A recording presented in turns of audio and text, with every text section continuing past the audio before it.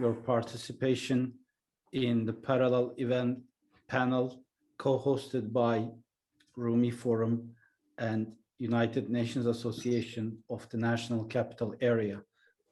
Women Leading Change, the intersection of faith and empowerment. So there have been some recent signs that the UN language is opening up to those faith and interfaith references more compared to earlier years. And it is great to see that interdisciplinary, multifaceted approach becoming the norm. So I hope this conversation today will bring a new window where we will have this spectrum of perspectives. So I thank our attendees, our speakers today, and our partner organization, United Nations Association of the National Capital Area, with which we have an ongoing relationship for the last couple of years, and the last one before that being a co-hosted panel at the UNGA, and we look forward to seeing this collaboration continue with future engagements. So today we have quite a spectrum, literally a spectrum of insights and perspectives that brings survey data to the table, to the conversation, academic research, and insights from field experience, field insights from an advocacy background. So I look forward to this conversation. Our moderator today, who will lead us into this exchange, is Jill Christianson, the board chair-elect of UN Association of the National Capital Area. So thank you very much, Jill, again, for all the labor and preparation, the energy you brought in during the preparation of this work. And over to you now. Thank you very much, Ibrahim. You know, we are so glad to have this opportunity at the UN Commission on the Status of Women, the NGO Forum, and that Rumi Forum has led this process for us of the United Nations Association National Capital Area to be a part of that. So thank you very much. National Capital Area just means that we are based in Washington, D.C., and include members then from Northern Virginia and parts of Maryland. We're so glad to be able to have 3 panelists today who will be able to address our work as far as interfaith dialogue and the importance of interfaith work in addressing violence against women. That topic, violence against women, is global. Just this past week, the World Health Organization reported out what we thought we knew, and that is across the globe, 1 in 3 women and girls will experience violence based on their gender during their lifetimes. In each area that we're seeing in various countries, in different communities, this all has been exacerbated with COVID-19. So the stakes are high. I was really pleased to be able to see with the Special Rapporteur on the right to freedom of religion and belief, research that he did that prepared then for this UNCSW and the Human Rights Council. I want to share a little bit from Special Rapporteur Ahmed Shahid. He says, in all religions of the world, actors citing religious justifications for their actions have advocated to governments and to the broader public for the preservation or imposition of laws and policies that direct and indirectly discriminate against women, girls, as well as LGBT persons. Gender-based violence and discrimination are being perpetuated in both the public sphere and within religious communities and entities. And importantly, as we consider human rights, which absolutely includes the rights of women, and girls. The special rapporteur asserts that the overlap of freedom of religion or belief and the right to non-discrimination needs to be addressed not by trade-offs or hierarchy, but by producing practical concordance of all human rights involved. Intersectionality is real. There is not a hierarchy of human rights. And so today we're going to be talking about that combination of gender and then religion. With that, we've got three dynamic presenters that are going to offer three different perspectives and research and experiences that they have. We're going to hear from Ms. Samirah Majumdar. She's a research associate at the Pew Research Center and focuses on the study of global restrictions on religion. The Pew Research Center is nonpartisan, non-advocacy, fact tank, think tank, fact tank that informs public issues, attitudes, and trends shaping the world. The center conducts polling, demographic research, content analysis, and data-driven social science research with the aim of generating a foundation of facts to enrich public dialogue and help in supporting sound decision-making, including public policy. Samirah has a master's degree from Georgetown University and a bachelor's from Barnard College. She's based in Washington, D.C. Our second presenter, Dr. Samirah Topal, is at William and Mary University in Virginia, and her emphasis is religious studies. She is a visiting assistant professor. She received her PhD from Arizona State University in religious studies in 2012 and holds an MA in gender studies and religion from SOAS University of London. Her focus and specialty is particularly about self-construction and women's agency in contemporary Muslim societies, particularly in Turkey and the Middle East. Her current research examines women and piety of Islam, focusing on cases of deveiling in Turkey. She teaches courses which include the Introduction to Islam, Women and Gender in Islam, and Islam and Secularism. Our third panelist, Ms. Gayatri Patel, is with CARE International, and she's Director of Advocacy. Gayatri is also a civil society delegate of the United States delegation of the CSW here. And she'll talk about that just a bit as far as the separation of, she's speaking today in her role with CARE.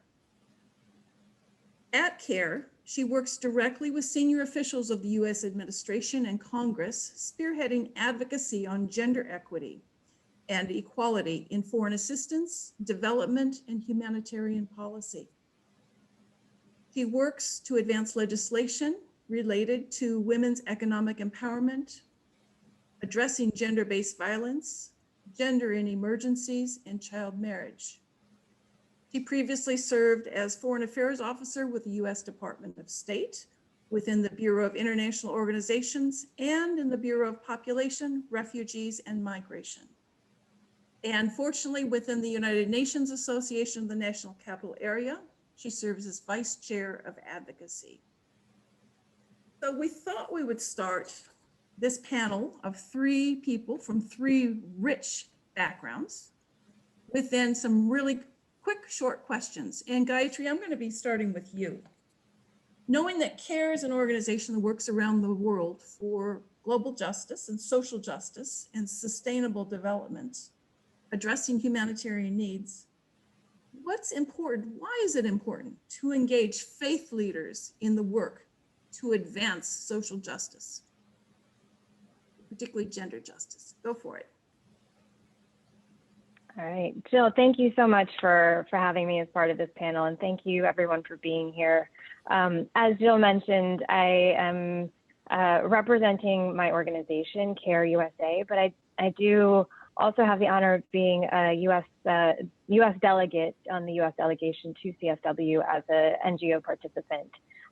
So while I'm here speaking on behalf of CARE, I am not speaking on behalf of the US government. But it's a really important time to be discussing these questions, and I really appreciate both Jill and the Rumi Foundation for hosting this event.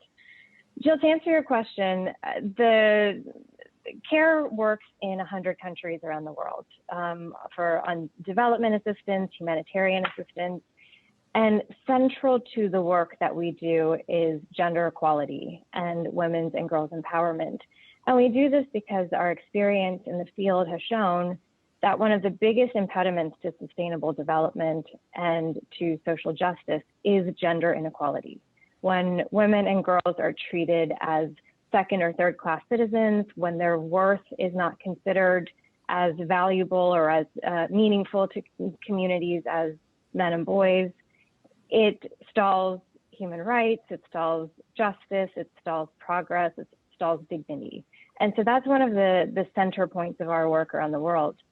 And what this means is working with communities and working within communities to disrupt discriminatory social norms and structures that perpetuate poverty and undermine women's rights.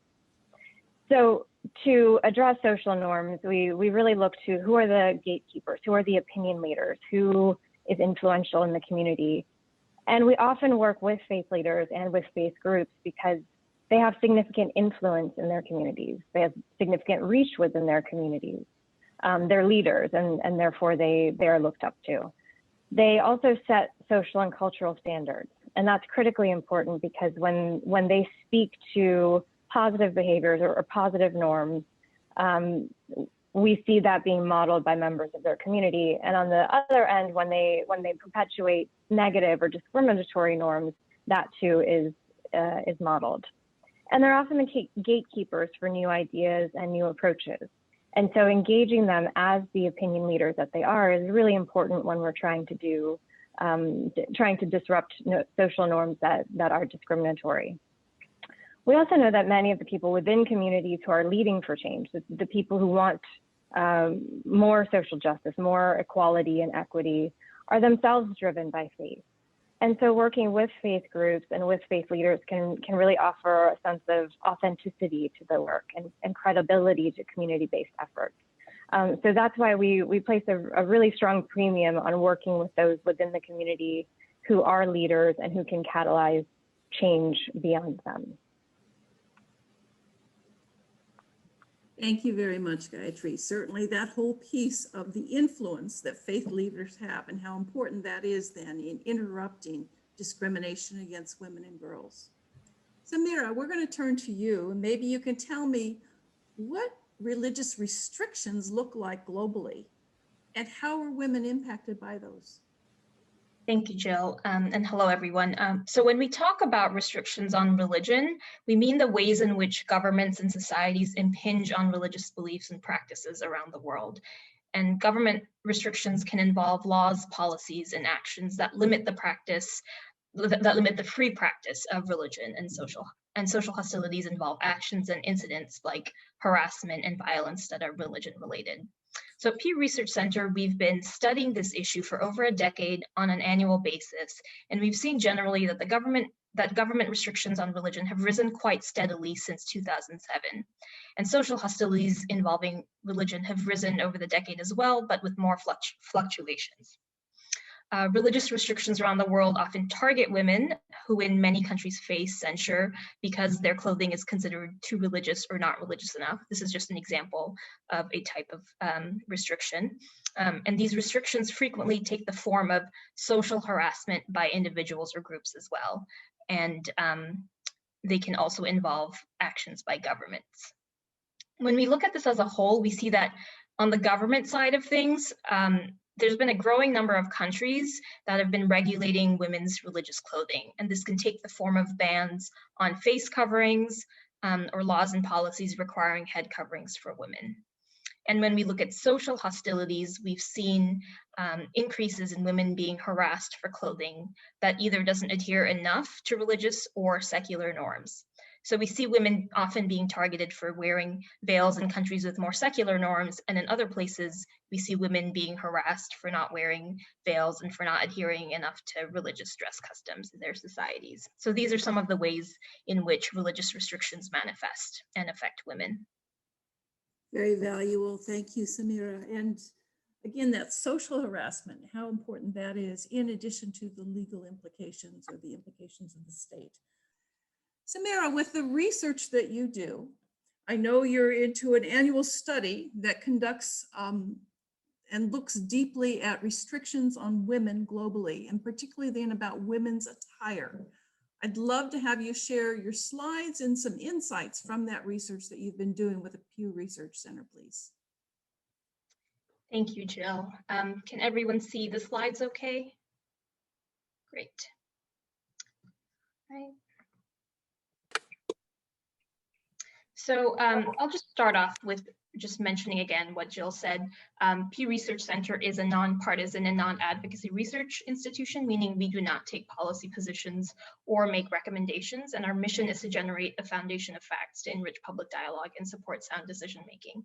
And we study a variety of topics, including the role of religion in public life.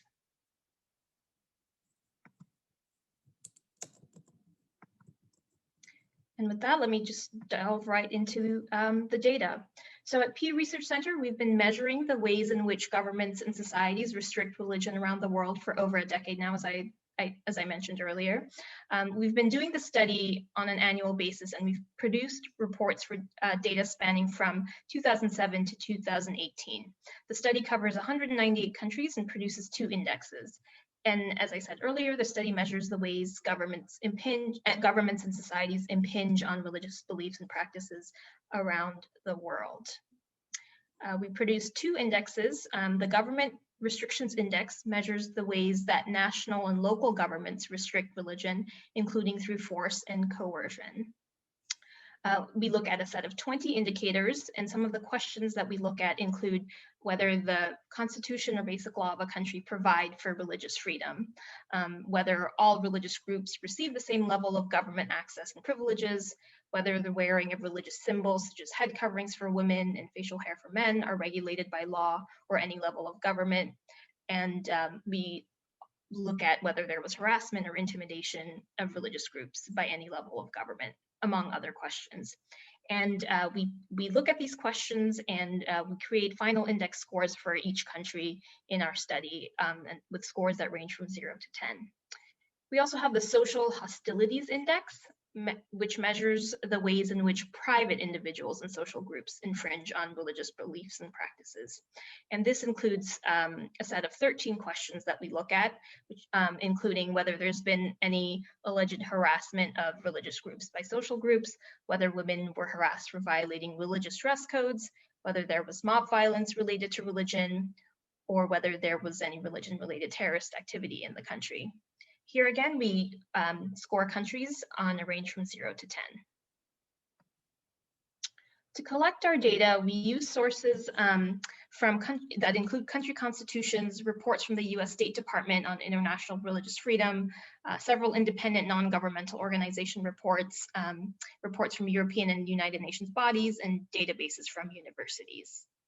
We comb through a set of about 20 primary sources, answering the same series of questions for a country from the 2 indexes I mentioned, and we record only factual information from the sources on specific policies or actions, and we sort them into the 2 buckets of government restrictions and social hostilities. Now let's look at some of the findings for 2018, which is the latest year for which we have data. So in 2018, government restrictions on religion, which again include the laws, policies, and actions by government that limit religious beliefs and practices, they were at the highest level since 2007, when we began tracking this issue. The increase since the previous year was relatively modest, but when you look at the larger picture, government restrictions have grown substantially from 2007. After some fluctuation in the early years, the median score has risen steadily since 2011. The number of countries with high or very high levels of government restrictions has been mounting as well. In 2018, this number reached a 5-year high and was close to the 2012 peak. Now, turning over to social hostilities involving religion, which are hostilities carried out by private individuals or groups that include derogatory comments targeted at religious groups, harassment over religious attire, or religion-related mob violence, terrorism, or conflict. We see that social hostilities fell slightly in 2018, but remained near the 2017 peak. If you look at the line chart on the right, the score has doubled in the past decade, but it has seen some more year-to-year fluctuations compared to government restriction. And as you can see on the bar chart on the left, globally, the number of countries with high or very high levels of social hostilities involving religion also has decreased slightly. And this is an overall picture of government restrictions and social hostilities involving religion. When looking at specifically how restrictions on women's dress have played out, we see a rise in the number of countries women experience government restrictions and social hostilities involving their attire, especially over the past 5 years. In our most recent analysis, we see that women in 61 countries face government restrictions, and this was from any level of government, local governments to national level policies. And these policies specifically had to do with regulating head coverings. This plays out to about 3 in 10 countries among all the countries that we looked at that had some type of regulation involving women's religious dress. Separately, if you look at the line chart on the right, women in 56 countries, or 28% of the total number of countries in the study, experienced social harassment from private individuals or groups for clothing that was deemed to violate religious or secular dress norms. And when we say social harassment, this can range from verbal abuse to physical violence and is motivated at least in part by the target's religious identity.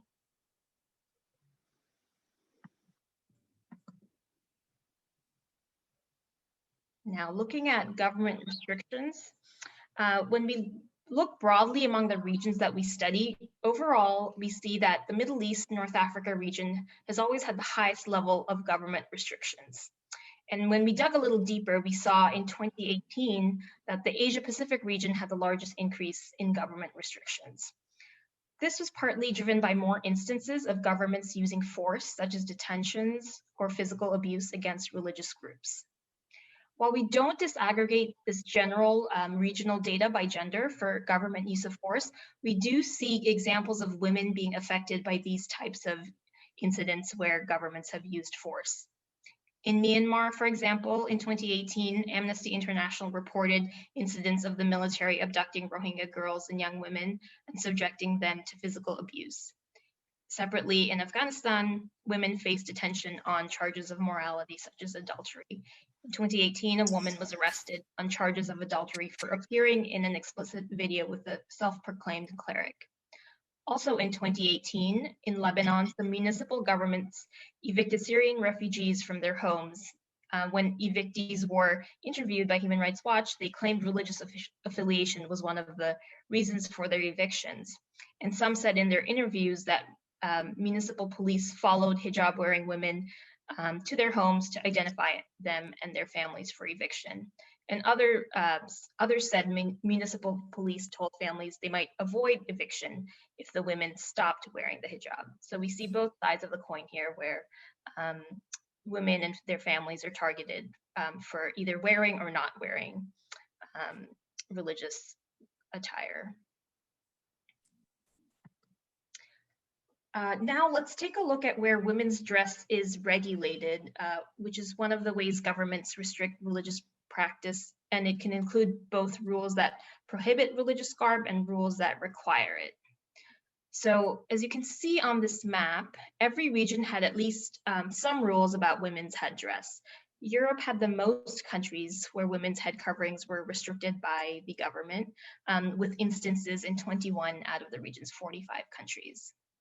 So in Norway, for example, the government passed a ban on face covering clothing at educational institutions, and the country continued to ban religious headwear and other religious symbols from being worn with police uniforms, but allowed religious headwear in the military.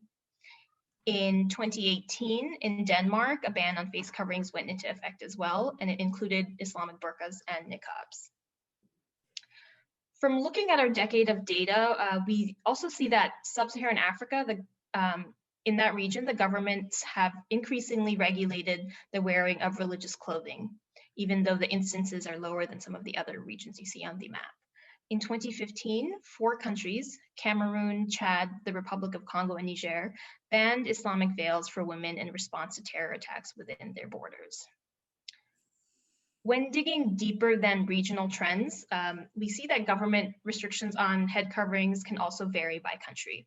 So I'll just say a few examples. In Australia, for instance, in 2018, a judge did not allow a woman to wear a niqab in the court's public spectator gallery during her husband's trial on charges of terrorism. And in Turkey, by contrast, students and parents claimed a school principal threatened that female students would receive failing grades if they did not wear head coverings. In some countries, governments have specific rules for the types of religious clothing women should wear. In Iran, for example, the government requires all women to adhere to Islamic dress standards in public, including covering their hair and bodies in loose clothing.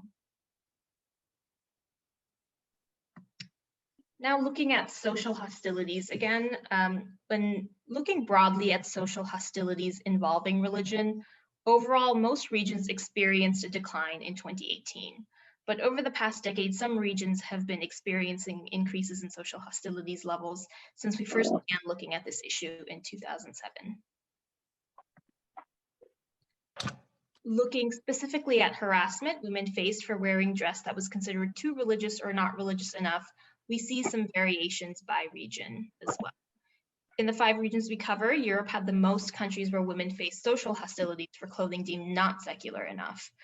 20 out of 45 countries in the region, which is about 44% of the region, had such incidents. And in all of these cases, Muslim women faced discrimination or physical violence. In Germany, for instance, a man hit a woman wearing a headscarf at a bus stop in Berlin after he had asked the woman about the headscarf, and she had told him she was a Muslim and liked to wear it. And separately, in Hungary, there were multiple reports of individuals verbally insulting women and girls wearing headscarves on the streets or in schools. The Asia-Pacific region had the second most countries with incidents of women facing harassment for violating dress codes. In Malaysia, for instance, police in 2018 arrested a man who admitted to assaulting a woman because she was not wearing a headscarf. In 4 of the 5 regions that we covered, social harassment for overly religious clothing was more common than harassment for overly secular clothing. So these 4 regions were Europe, the Asia-Pacific region, Sub-Saharan Africa, and the Americas. The exception was in the Middle East and North Africa region, where women were more commonly harassed for clothing considered too secular. For example, in Qatar, a Muslim woman in 2016 was criticized for appearing on a news program without a hijab. And in Israel, a group of Orthodox Jewish men in 2018 were seen chasing and yelling at a girl for dressing in a way that they perceived as immodest. So I've given some examples here of how restrictions vary by region and by governments and social actors. With that, I'm actually going to stop here and turn it back to Jill. Everything I've talked about can be found on our website at pewresearch.org. Thank you, Samirah. And I wonder if you'll take just a moment to respond to this question that came from Kelly. And that is, when we look at countries who restrict religious clothing, do you see evidence of restricting, for example, Catholic nuns from wearing a habit? Or have you been focused specifically on Muslim women?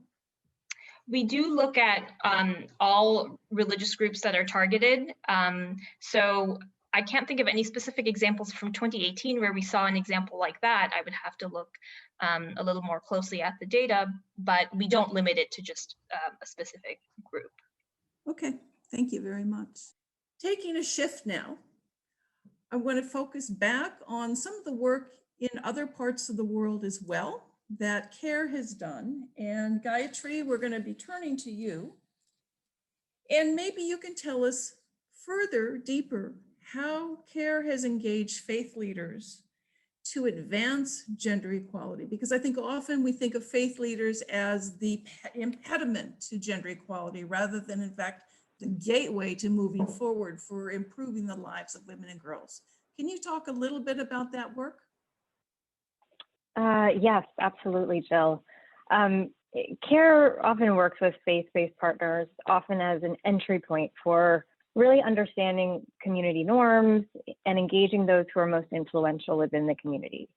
So I'll give you an example, a program example of work that we're doing in Rwanda in a primarily Christian community on addressing intimate partner violence, also known as domestic violence.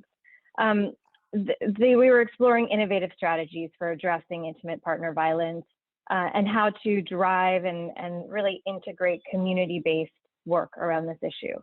And one of the first steps was to really identify the key drivers of IPV. Intimate partner violence is IPV in the community, which were social norms around gender roles, community normalization of violence against women and girls, and unfortunately substance abuse by men who, it became a social bonding process to drink and then go home and have a fight with their wives, and it would sometimes get violent. And so we used a model that is known as Indishakira, which aims to reduce experiences and perpetration of intimate partner violence, shift social norms and attitudes that condone IPV, and provide more empowering responses to IPV survivors. And the components of how this program is laid out is training and engagement of opinion leaders, including faith leaders, participatory reflection within couples, and then community-based activism with some of those couples who are influential within their community to model positive behavior and positive relationships. And then finally, to support survivors with safe spaces within the community. So while this is primarily kind of a couples curriculum or a peer-to-peer engagement, faith leaders played a really important and influential role to reinforce some of the messages that were surfacing during the training and the couples curriculum process. And what we've really seen is that in their roles as opinion leaders or as community leaders or conveners within a community around social issues, they really took a sense of responsibility from this work and reinforced some of these messages by conducting informal discussions within their community around the harms of intimate partner violence and the benefits of more equitable relationships, including at schools, at religious institutions, at governance councils or the village councils, et cetera, where decisions were being made. They also started incorporating anti-IPV messages into their sermon and peer-to-peer engagement of their parishioners. So it became a more personalized process. And they largely used their own religious values as a platform to promote gender equality, such as finding interpretations of the Bible that promoted the benefits of nonviolent marriage and peaceful conflict resolution within relationships. And then they also took to the role of providing support for survivors and families, including the children who were often witnessing the violence within the home. At the end of this project ended in 2018. At the end of the project, several of those faith leaders and other opinion leaders shared testimonies of having seen changes in the relationships around them, including men playing more active roles in domestic and caregiving, more equitable decision-making in the household, and improved conflict resolution. So it was a process of engaging those in the community who had the ear of community members, who set the religious tone or the moral tone for behavior, who could model positive behavior and call out negative behavior. They had that stature within the community, and through this process of self-reflection and kind of questioning some of those norms and the negative implications of some of the behaviors, they themselves were driven to use that platform to change some of the norms and behaviors around them. So this is just one example of how faith leaders can really be engaged in the positive process of changing discriminatory norms and empowering women and girls in a community. We see programs like this. It was modeled and piloted for us in Southern Africa, but we use similar social norms type work to address child marriage in South Asia, or abuse of domestic workers in the Latin America region, or any number of gender related issues. We use this type of model of engaging leaders and norms bearers within communities to kind of start a dialogue and shift. So I want to leave that there, Jill, but if you don't mind, I'd love to switch gears and talk a little bit about some of the advocacy work that we're doing around women's rights and women's empowerment, which is a little bit different from the engaging faith leaders, but very related to this idea of international standards and local norms. One of the key initiatives that, thank you. One of the key initiatives that the UN Association of the National Capital Area is taking right now is an advocacy initiative and campaign around cities for CEDAW. CEDAW is the Convention for the Elimination of Discrimination Against Women, which is a human rights treaty enacted in 1978, signed by President Carter in the United States, but never quite ratified by the U.S. Senate. It's a international convention that provides kind of a comprehensive international human rights framework for advancing the political and economic equality for women in the U.S. at the local level. So it really obliges governments to incorporate the principle of equality between men and women into legal systems and abolish discriminatory laws and adopt appropriate ones that prohibit discrimination against women. The purpose of this campaign is to take these principles and take these ideas from CEDAW and incorporate them into local practice and local law. And so what we're doing with the DC for CEDAW campaign is an initiative to get the DC City Council to introduce, debate, and pass legislation that would require municipal agencies, DC level agencies, to conduct and report gender analysis data and to develop a citywide plan to ensure equality for women and girls in all arenas. And what this advocacy looks like is bringing together a wide range of civil society groups, including human rights groups, women's empowerment organizations, and faith-based groups to be part of this broad coalition of community leaders and civil society organizations who are pushing the government for action. It involves, circulating a petition and having meetings with our members of the DC Council and keeping up the pressure for this kind of work at the local level. And it's generally just so important because it shows the universality of some of these international standards and how relevant those principles are, not just internationally, not just theoretically, but at the very local level and on a day-to-day basis when it comes to this push to advance gender equality and to combat discrimination against women and girls. So I'll leave that there. But I'd be happy to answer more questions about that or some of CARE's work in the field. Beautiful. Thank you very much, Gayatri. Truly, in order to do this work in CEDAW, as we've seen in other national coalitions that are following the treaty, obviously the United States is in a unique position since we have never ratified it. The interfaith work comes out very prominently.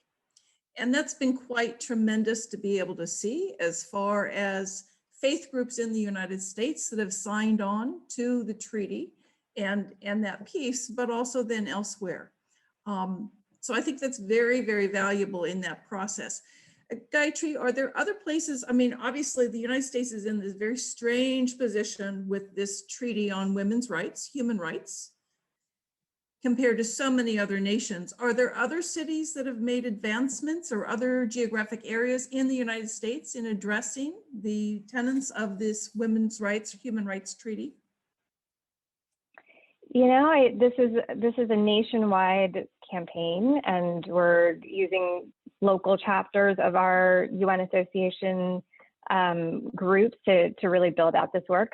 I think DC is one of the early ones, or one of the more consistent ones, but I think we're also seeing progress in San Francisco, potentially elsewhere. And I would, Jill, I know that you are probably familiar with this, and potentially a few others on this call, but it really is something that we would like to see more kind of connection between some of the UNA chapters and the localized civil society coalitions that are forming around this work. So we can trade ideas and share best practices and, you know, red flags about what to watch out for. So with other United Nations Association chapters in too. Yes, absolutely. Exactly. You know, kind of our unspoken in all three panelists is the role of men. The role of men as far as perpetuating in one's faith or via the state oppression of women, and how to bring men along in the process. Gayatri, certainly you talked about couples training and the importance of faith leaders who went unnamed by gender, but my guess is in that situation in Rwanda, they were mostly male faith leaders. Is that correct? How, in fact, they could That's right. And I think that that's an important message of you've got to get the men along in order to do that. And I reflect back on the work I did on school-related gender-based violence deeply in a project that was funded by the UN Girls Education Initiative and the Government of Canada, and the work we did in Kenya as well as then in West Africa on that, and how critical it was to help nurture men as champions in addressing oppression of women and violence against women. Samirah, I'm going to transfer over to you now with a question related to that, and I want you just to ponder that, thinking about how folks have responded to your research on women's dress, but also then, of course, that whole variable of the social norms and government restrictions and how men play a part in that. Has there been much pushback from the research that you were doing, and knowing too that as you're looking at restrictions, you're also looking at the rise of authoritarian governments? Has there been pushback in that way, and is it gendered? So the analysis we've done on women's dress is a little bit more recent, but we have seen some general pushback from countries when they are rated as having high or very high social hostilities or government restrictions. One example I can think of actually is Denmark, which instated their face covering ban in 2018, was very surprised to see that they were rated as having high social hostilities in their country. So we see pushback on by some country representatives sometimes. We have not seen any specific pushback on the analysis on women's dress per se, but we do see pushback when countries or groups feel like their country is being rated unfairly. Mm-hmm. Okay, thank you very much. Samirah, we had a question regarding the regulation and or bill that was passed in Quebec. Are you familiar with that? Is there anything you'd like to comment on with that? Or perhaps what I can say is a bill like that does get counted in our study as a regulation on women's dress. I can't remember the specifics of it and which year it was passed right now, but perhaps the participant would like to add some information. Yeah, hi, sorry. My name is Jessica, the one that asked the question. So the bill was passed, I think it's been 1 or 2 years. So basically, women, what it says is that religious symbols are not allowed to be worn by employees in the public sector. So if a teacher is wearing a veil, she's not allowed to be a teacher if she's going to be wearing a veil, for example. Which I understand, obviously, the fact that forcing a woman to wear a veil is not okay, but in this case, they're forcing all women to not wear a veil. and if they do, they can't work in public sectors. So I was wondering how do you view that? Because there were activists that they were said that it is to protect women. And in Quebec, it's mostly because they're saying that it's a secular province and they don't want to have the mix in it. And they do want to follow France that does the same. So I was wondering your input on that. What I can say is we do see bills like that in other countries as well, and laws that have passed which regulate or restrict women from wearing religious symbols in official jobs, such as in courts, in the police force, in the military. And we do count those as government restrictions, whether the government mandates wearing a certain type of religious dress or whether the government restricts wearing a certain type of dress. We count both sides of it as limiting a person's freedom to choose what they wear in terms of the whole framing of religious freedom. Thank you. Well, we've got open space for questions from the participants, and seeing that we have 30 people in the room, would someone like to ask a question?